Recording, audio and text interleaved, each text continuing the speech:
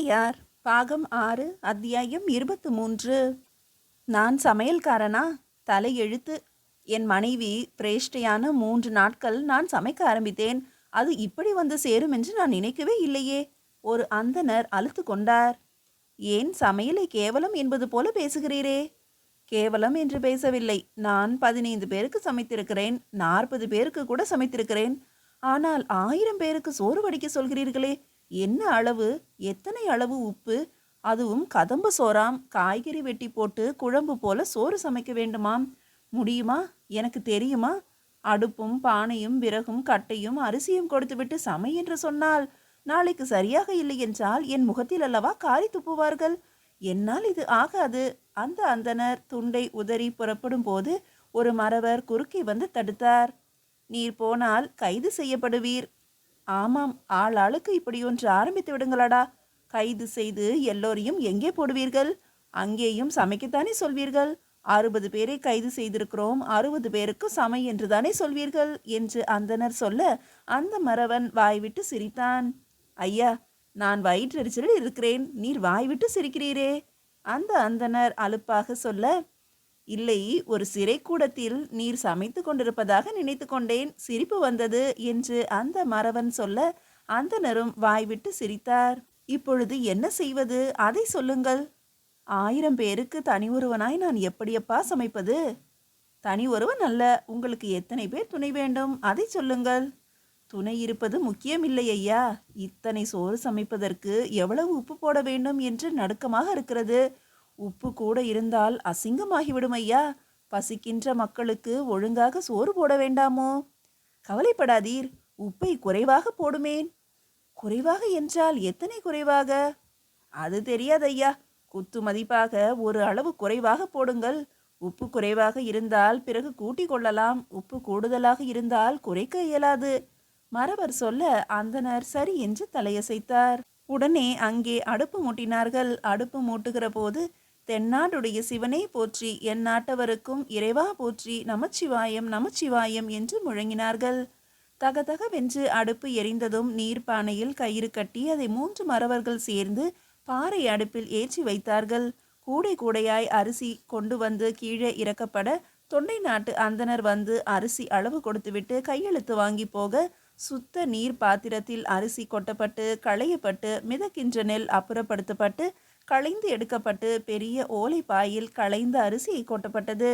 நீர் கொதிக்க துவங்கியதும் இன்னும் கொதிநிலை வரட்டும் என்று சொல்லிவிட்டு காய்கறி கூடையை கீழே இறக்கி வைத்து அந்த காய்கறி கூடைக்கு கீழே பலகை போட்டு 6-7 பேர்கள் உட்கார்ந்து காய்கறி கூடையில் உள்ள கத்திரிக்காய்களை மட்டும் பொறுக்கி எடுத்து மிக வேகமாக துண்டு செய்தார்கள்.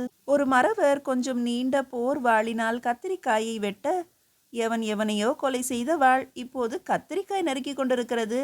இது கத்திரிக்காய்க்கும் கேடு, வாளுக்கும் அசிங்கம். எனவே இந்த வாளை வைத்துவிட்டு சிறிய கத்தியை எடுத்துக்கொள்ளுங்கள் என்று சொல்ல சிறிய கத்திகளை கொண்டு வேகமாக கத்திரிக்காய்கள் நறுக்கப்பட்டன. இன்னொரு அடுப்பு அருகே பற்ற வைக்கப்பட்டது. அந்த அடுப்பில் பெரிய இரும்பு சட்டி ஏற்றி அதில் எள்ளிலிருந்து எடுக்கப்பட்ட நல்லெண்ணெய் ஊற்றப்பட்டது. நறுக்கப்பட்ட கத்திரிக்காய்களோடு மிளகும் பருப்பும் கலந்து போடப்பட்டன. பெரிய துடுப்பில் அந்த கத்திரிக்காய் புரட்டி புரட்டி எடுக்கப்பட்டது. கொதிக்கின்ற நீரில் களைந்து வைக்கப்பட்ட அரிசி போடப்பட்டது.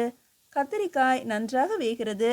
மறவனே, ஒரு உதவி செய், ஒரு தூக்கு நிறைய நெய் கொண்டு வா. கத்திரிக்காயின் மேலாக நெய் தெளித்து விட்டால் இன்னும் வாசனையாக இருக்கும் என்று அந்தனர் சொல்ல ஒரு குதிரையில் ஏறி தூக்குச்சட்டியோடு அந்த மறவர் ஓடிப்போனார். வானெளியில் நீரை தெளித்து மறுபடியும் கத்திரிக்காயை புரட்ட வெள்ளையாக புகை எழுந்தது. எண்ணெய் வாசனையும் கத்திரிக்காய் வணங்குகின்ற வாசனையும் மிளகு நெடியும் ஒன்றாக கலந்து அடித்தன. நெய் தூக்கோடு மறவர் ஓடி வந்தார். நெய் தெளிக்கப்பட்டது. இன்னும் வாசனை அதிகமாயிற்று. இன்னும் ஜனங்கள் திரும்பி பார்த்தார்கள். அரிசி வெந்து விட்டதா என்று துடுப்பை போட்டு எடுத்து பார்த்தார். அரிசி விரைப்பாய் வெந்திருந்தது தெரிந்தது. 2 பிடிகளுக்கு நடுவே கட்டை கொடுத்து 2 மறவர்கள் தூக்கி சோற்றுப்பானையை கீழே வைத்தார்கள். சற்று அடங்கியதும் சோற்றை பனை ஓலை பாயில் சாய்த்தார்கள். துடுப்பை வைத்து ஆற்றினார்கள். அற்புதமான சோறின் மனம் அந்த பூமி எங்கும் பரவியது.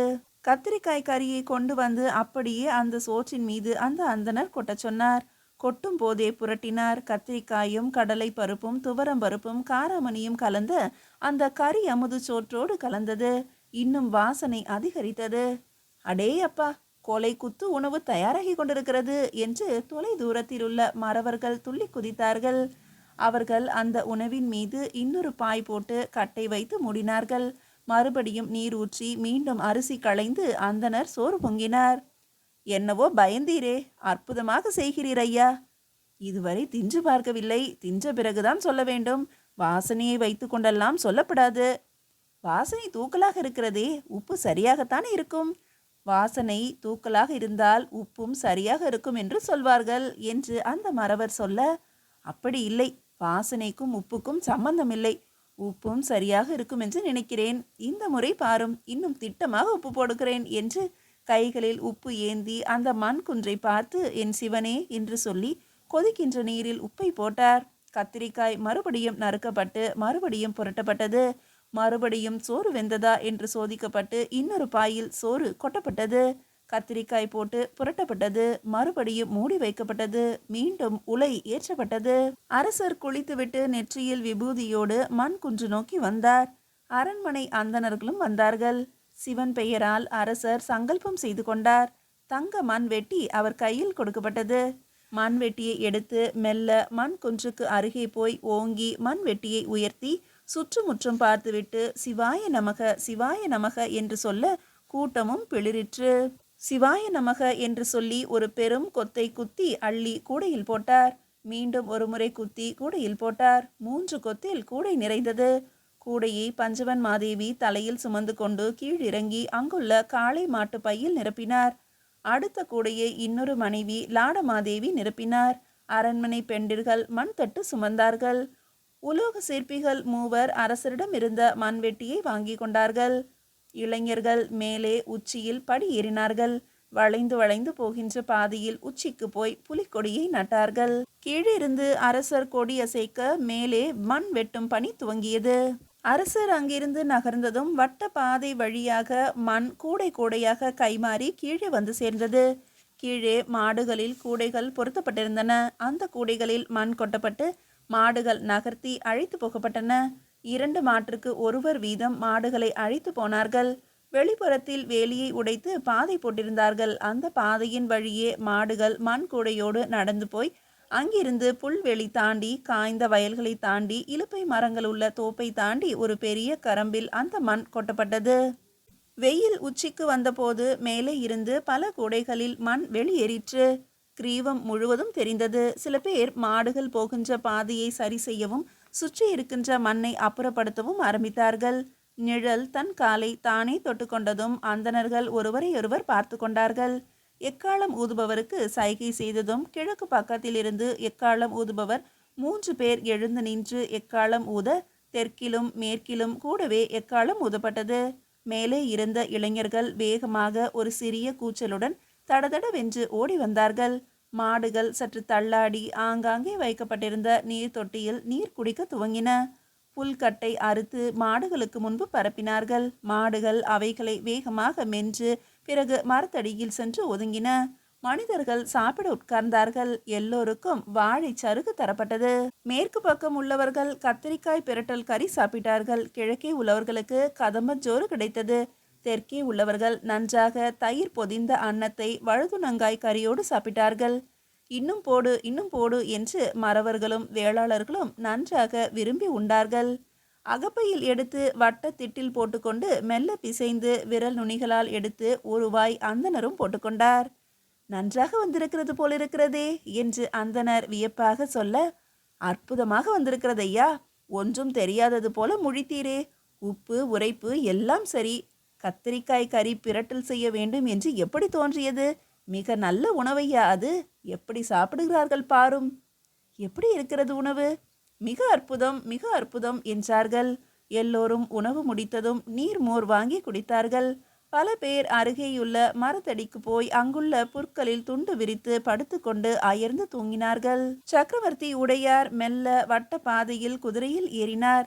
சுற்றி போகும்போது சகலரும் ஆங்காங்கே இளைப்பாரி தூங்கிக் கொண்டிருப்பது தெரிந்தது. பட்ட பகலில் உச்சி வெயிலில் சக்கரவர்த்தி உடையார் ஒரு குதிரையில் ஏறி வட்ட பாதையில் போவார் என்று யாரும் எதிர்பார்க்கவில்லை. யாரோ ஒரு மறவன் மட்டும், அப்பா தனியாக போகாதே, ஆட்களோடு போ என்று சக்கரவர்த்தி என்று தெரியாமல் கத்தினான். அவர் சரி என்று தலையசைத்தார். ஏதேனும் இங்கு பிரச்சனைகள் உண்டா? பிரம்மராயர் அருண்மொழிப்பட்டனை கேட்க, அருண்மொழிப்பட்டன் உதவியாட்களை கேட்க இப்போதைக்கு எதையும் சொல்ல முடியவில்லை. பிரச்சனைகள் எப்போது வேண்டுமானாலும் முளைக்கும் என்றுதான் சொல்ல முடிகிறது. நான் 3 இடங்களிலும் சாப்பிட்டு பார்த்தேன். உணவு அற்புதமாக இருக்கிறது. இதே உணவு தொடர்ந்து பல நாட்களுக்கு கொடுக்கப்பட வேண்டும் என்பதுதான் இப்போதைய கவலை என்று ஒரு வீரன் சொல்ல, அருண்மொழிப்பட்டன் புரிகிறது என்று தலையசைத்தான். பிரம்மராயரும் ஆமாம் என்று யோசித்து கொண்டார். பொற்கலசம் என்னவாயிற்று? தயாராகி கொண்டிருக்கிறது. நாளை காலை சரியாகிவிடும். அதற்குள் மண் அதிகம் எடுத்துவிட்டால் கவலை ஒன்றுமில்லை. ஏணி போட்டு ஏறிவிடலாம். யார் செய்வார்கள்? சிற்பிகள்தான். உருண்டைக்கல் மீது சுற்றி 16 ஆணிகள் அடித்து இருக்குவார்கள். ஒரே ஒரு உருண்டைக்கல்லா? இல்லை, கிச்சிலி பழத்தின் சுடை போல துண்டு துண்டானது சேர்க்கப்பட்டிருக்கிறது. சக்கரவர்த்தி உடையார் அருகே இருந்து மேற்பார்வையிடுவார் என்று சொல்லப்படுகிறது. கலசம் என்றால் பொன்னாலான கலசமா? இல்லை, செம்பு தகட்டில் பொன் தோய்த்த கலசம். 4 அடுக்கு சக்கரம் மட்டும் முழு பொன்னால் செய்திருக்கிறார்கள். கூம்பு மட்டும் சொக்க தங்கத்தால் ஆனது. ஆங்காங்கே பற்ற வைக்க இணைப்பு கொடுத்து ஆணியும் போட்டு இறுக்கி இருக்கிறார்கள். உள்ளே வரகரிசியும் வைப்பார்கள் என்று சொல்லப்பட்டிருக்கிறது. ஆமாம், வரகரிசியும் தயாராக இருக்கிறது. எதற்கு வரகரிசி வைப்பது? வரகரிசி எளிதில் கெட்டு போகாது. 12 வருடங்களுக்கு ஒரு முறை ஆலயம் செப்பனிட்டு கும்பாபிஷேகம் நடத்தப்பட வேண்டும். அப்பொழுது இந்த வரகரிசியை எடுத்துவிட்டு அடுத்த அரிசியை நிரப்புவார்கள். பிரம்மராயர் சொல்ல அருண்மொழி கேட்டுக்கொண்டான். உலோக சிற்பிகள் 2ஆம் முறையாக அரண்மனை முற்றத்தில் வந்து குழுமினார்கள். இன்றும் அவர்களுக்கு நீர்மோர் கொடுக்கப்பட்டது. அவர்களுக்கு தலைமையாக இருந்த உலோக சிற்பி சக்கரவர்த்தி உடையாரை சந்தித்துவிட்டு ஓலை குழலோடு வந்தார். அவரை கண்டதும் மற்ற சிற்பிகள் எழுந்து நின்றார்கள். சக்கரவர்த்தியை சந்தித்தீர்களா? ஆவலோடு கேட்டார்கள். அவரும் பெருமையோடு தலையசைத்தார். எவ்வளவு வேலைகள் கொடுத்திருக்கிறார்? நிறைய வேலைகள். நிறைய என்றால்? அரசருடைய உத்தரவாக மட்டும் 20 பிரதிமைகள் என்று செய்ய சொல்லியிருக்கிறார். என்ன? கூட்டம் வியந்தது. ஆமாம், அப்படித்தான். நாம் விரைவில் வேலையை துவக்க வேண்டும் என்றார் அந்த தலைவர் போல் இருந்தவர். அந்த உலோக சிற்பி மீண்டும் பேசினார். இவைகள் எனக்கு கிடைத்த வேலைகள். உங்களில் எல்லோருக்குமே வேலை கிடைக்கும்படி நான் சொல்லி இருக்கிறேன். நீங்கள் உலகமாதேவியிடம் போங்கள். நீங்கள் 2 பேரும் சோழமாதேவியிடம் போங்கள்.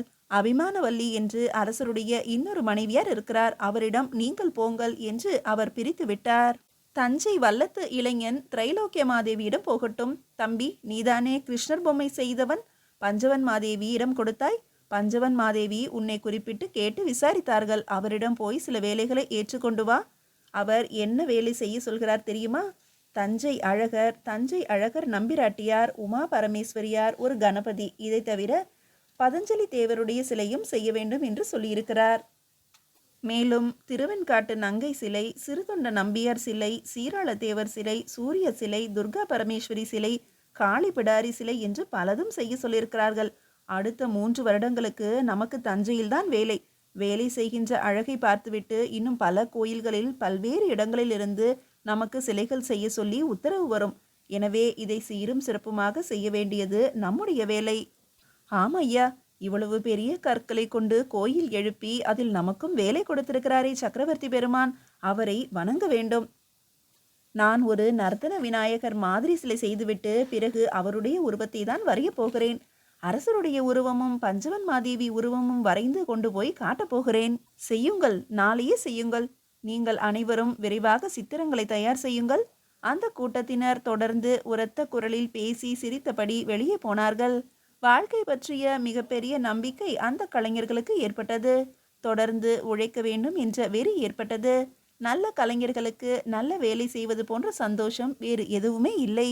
மீதியை அடுத்த அத்தியாயத்தில் காணலாம்.